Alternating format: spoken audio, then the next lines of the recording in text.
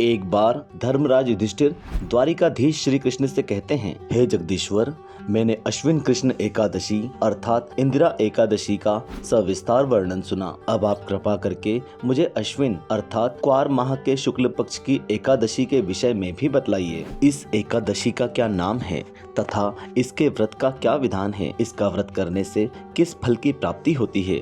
कृपया यह सब विधान पूर्वक कहिए। भगवान श्री कृष्ण कहते हैं, हे युधिष्ठिर, पापों का नाश करने वाली इस एकादशी का नाम पापांकुशा एकादशी है। हे राजन, अश्विन शुक्ल एकादशी के दिन इच्छित फल की प्राप्ति के लिए मनुष्य को विधि पूर्वक भगवान पद्मनाभ अर्थात भगवान विष्णु की पूजा करनी चाहिए। यह एकादशी मनुष्य को मन वांछित फल देकर स्वर्ग को प्राप्त कराने वाली है। इसका व्रत करने से सभी पाप नष्ट हो जाते हैं तथा व्रत करने वाला अक्षय पुण्य का भागी होता है। हे धर्मराज, जो मनुष्य बहुत दिनों तक कठोर और कठिन तपस्याओं के द्वारा फल की प्राप्ति करते हैं, वह फल इस एकादशी के दिन क्षीर सागर में शेषनाग पर शयन करने वाले भगवान विष्णु को नमस्कार कर देने से मिल जाता है और मनुष्य को यम के दुख नहीं भोगने पड़ते। जो मनुष्य अज्ञानवश अनेक पाप करते हैं परंतु हरि को नमस्कार करते हैं, वे नरक में नहीं जाते। विष्णु के नाम के कीर्तन मात्र से संसार के सब तीर्थों के पुण्य का फल मिल जाता है। जो मनुष्य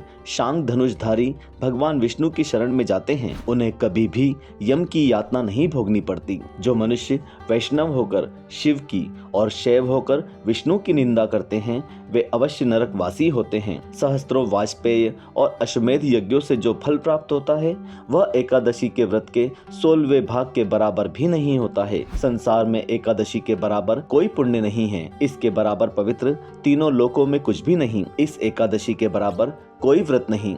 जब तक मनुष्य पद्मनाभ की एकादशी का व्रत नहीं करते हैं, तब तक उनकी देह में पाप वास कर सकते हैं। मनुष्यों को पापों से बचने का दृढ़ संकल्प करना चाहिए। भगवान विष्णु का ध्यान और स्मरण किसी भी रूप में सुखदायक और पाप नाशक है, परंतु पापांकुशा एकादशी के दिन प्रभु का स्मरण कीर्तन सभी क्लेशों और पापों का शमन कर देता है। हे राजेंद्र, यह एकादशी स्वर्ग, मोक्ष, आरोग्यता, सुंदर स्त्री तथा अन्न और धन को देने वाली है। एकादशी के व्रत के बराबर गंगा, गया, काशी, कुरुक्षेत्र और पुष्कर भी पुण्यवान नहीं हैं। हरिवासर और एकादशी का व्रत करने और जागरण करने से सहज ही में मनुष्य विष्णु पद को प्राप्त होता है। हे युधिष्ठिर, इस व्रत के करने वाले 10 पीढ़ी मातृ पक्ष, 10 पीढ़ी पितृपक्ष, 10 पीढ़ी स्त्री पक्ष और 10 पीढ़ी मित्र पक्ष का उद्धार कर देते हैं। वे दिव्य देह धारण कर चतुर्भुज रूप हो पीतांबर पहने और हाथ में माला लेकर गरुड़ पर चढ़कर विष्णु लोक को जाते हैं। हे नृपोत्तम,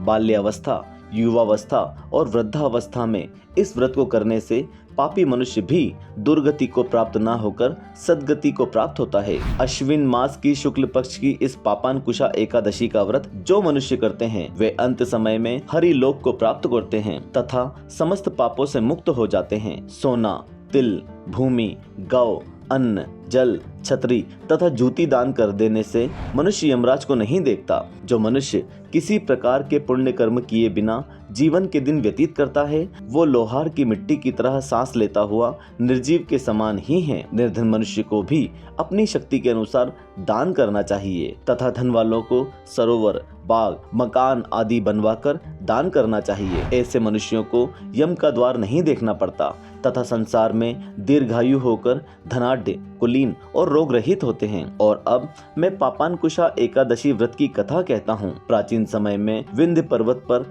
क्रोधन नाम का एक बहेलिया रहता था। वो बड़ा क्रूर था। उसका सारा जीवन हिंसा, लूटपाट, मद्यपान और गलत संगति पाप कर्मों में बीता। जब उसका अंतिम समय आ गया, तब यमराज के दूत बहेलिये को ले जाने आए और यमदूत ने बहेलिये से कहा कि कल तुम्हारे जीवन का अंतिम दिन है, हम तुम्हें कल लेने आएंगे। यह बात सुनकर बहेलिया बहुत भयभीत हो गया और महर्षि अंगिरा के आश्रम में पहुंचा। महर्षि अंगिरा के चरणों में गिरकर प्रार्थना करने लगा, हे ऋषिवर, मैंने जीवन भर ही पाप कर्म किए हैं, कृपा करके मुझे कोई ऐसा उपाय बताएं जिससे मेरे सारे पाप नष्ट हो जाएं और मोक्ष की प्राप्ति हो जाए। उसके निवेदन पर महर्षि अंगिरा ने उसे अश्विन शुक्ल की पापनकुशा एकादशी का विधि पूर्वक व्रत करने को कहा। महर्षि अंगिरा के कहे अनुसार उस बहेलिये ने ये व्रत किया और किए गए सारे पापों से छुटकारा पा लिया। इस व्रत पूजन के बल से भगवान की कृपा से वह विष्णु लोक को गया। जब यमराज के यमदूत ने इस चमत्कार को देखा तो वो बहेलिये को बिना लिए ही यमलोक वापस लौट गए।